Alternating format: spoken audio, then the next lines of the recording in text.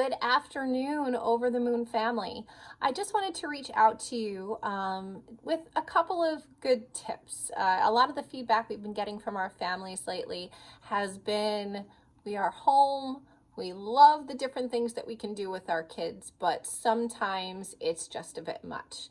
And I think everybody understands what that means. So I wanted to come on and give you guys some useful tips that we use to manage our classrooms. A lot of what we do here can be manipulated so that you guys can have a happy, healthy home.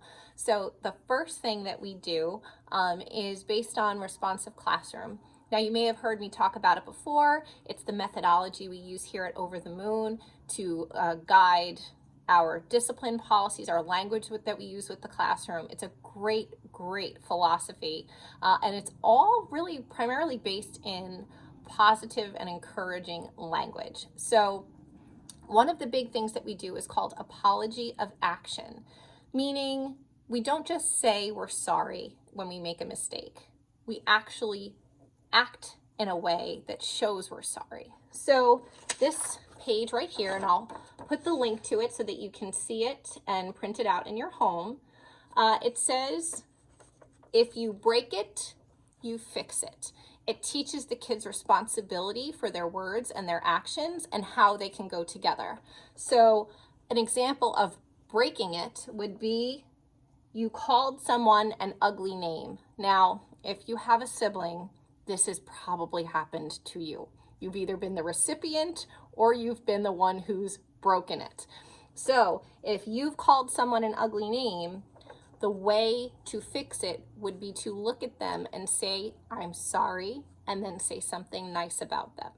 So it gets them to see cause and effect and how things can be fixed. So if you yelled at someone, you could give them a hug. Now, these are just some examples.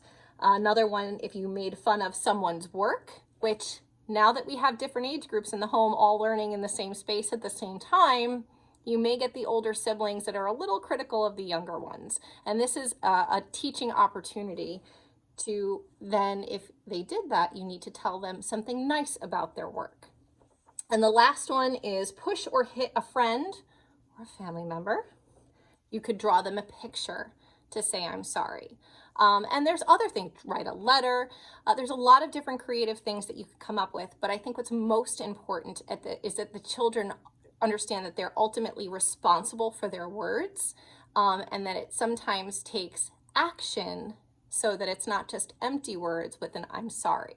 What are you sorry for? How are you going to correct it? How are you going to fix it?